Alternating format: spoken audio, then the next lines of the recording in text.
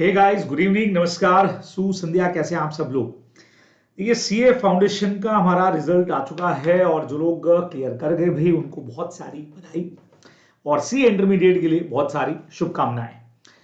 अब जो लोग नहीं क्लियर कर पाए हैं उन लोगों के लिए वापस से पढ़ना पड़ेगा भाई, तैयारी में लगना पड़ेगा।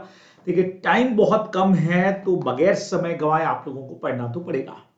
अब सवाल यह है कि सर लॉ में क्या क्या चेंजेस हुए हैं, क्या कुछ नया पढ़ना पड़ेगा, क्या कुछ पुराना वाला ही काम आ जाएगा।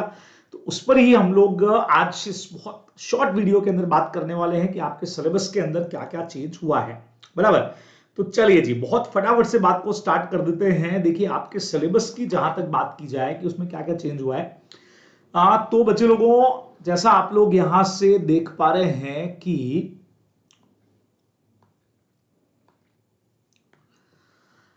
सीए फाउंडेशन के कोर्स में ओल्ड कोर्स जहां आपका 60 मार्क्स का था और 40 नंबर का आपका बीसीआर था, बिल्कुल हटा दिया गया है बीसीआर।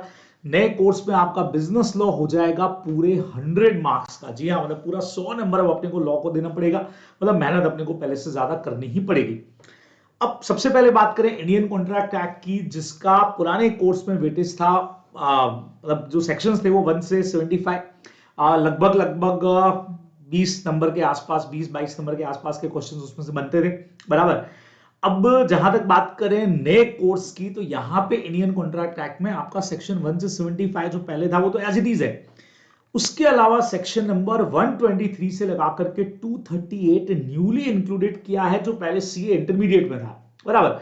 अब इसमें 3 तरह के चैप्टर्स जो है वो इंक्लूडेड है, इंडैमिनिटी और गारंटी है, बिलमेंट और प्लेज है, और एजेंसी है। ये चीजें ऐड हो गई हैं जो सीए इंटर से यहां पे आई हैं, और पूरा जो आपका इंडियन कॉन्ट्रैक्ट है उसका वेटेज पूरे कोर्स में सबसे ज्यादा है, यानी लगभग 20 से 30 नंबर के जो क्वेश्चंस हैं वो आने वाले हैं इंडियन कॉन्ट्रैक्ट एक्ट में से। तो एक तो ये बड़ा चेंज है। सेल्स ऑफ गुड्स एक्ट आपका जो पुराना था वो सेम टू सेम है, वेटेज भी लगभग लगभग वैसा ही 15 से 20 नंबर का इसका वेटेज रहेगा बराबर से। But obviously weightage her topic का बढ़ना ही है। उसका रीजन है कि पेपर आपका 40 नंबर एक्स्ट्रा हो गया, 100 नंबर का हो गया है, तो 15 से 20 नंबर यहाँ पे वेटेज इसका बढ़ गया है। तो 12 से 15 मार्क्स का था, वहां 15 से 20 मार्क्स का हो गया। पार्टनरशिप एक्ट की बात करें तो ये भी बराबर 15 से 20 नंबर जो आपने पहले पढ़ा वो सेम टू सेम यहाँ पे भी है, कोई भी चेंज नहीं। कंपनीज एक्ट जो आप लोगों ने फाउंडेशन में पहले पढ़ा वो सेम टू सेम यहाँ पे पढ़ना है, किसी तरह का कोई चेंज नहीं। वेटेज इन तीनों का बराबर हो गया है, 15 से 20, 15 से 20 और 15 से 20 मार्क्स। अब एलएलपी एक्ट में एक बड़ा रिलीफ यह है कि एलएलपी जो सिर्फ पहले 5 नंबर का पोर्शन था, अब 5 से 10 नंबर का हो गया है, और इसको कर भी कम दिया गया। मतलब सिलेबस में टॉपिक्स जो है वो सीए इंटरमीडिएट में शिफ्ट हो गए, क्योंकि इंटर में अब नया एलएलपी एक्ट जुड़ गया है, यही वाला। तो यहां आपके कोर्स में अप टू 17 सेक्शन ही है। अब 17 में भी सारे नहीं है, शुरुआत की डेफिनेशंस कुछ आपके कोर्स में है, उसके बाद डेजिग्नेटेड पार्टनर जैसे सेक्शन नंबर अपना 7, 5 पार्टनर का हो गया, 7 हो गया। उसके अलावा जैसे 8, 9 वगैरह आपको कोर्स में नहीं दिखेंगे। फिर इनकॉर्पोरेशन का प्रोसेस जो है, जिसमें अपना वही सेक्शन नंबर 11, 12, 13, 14 काम करता है, वो सारा का सारा अभी सिलेबस में है। तो 17 तक ही है, बाद के सारे सेक्शंस हट गए, बाकी जो डिफरेंसेस आप पढ़ते थे वो एज इट इज है। तो बहुत पोर्शन छोटा कर दिया गया है, इजी कर दिया गया है। तो ये एक बेनिफिट यहाँ पे, और मार्किंग भी 5 से 10 नंबर की है।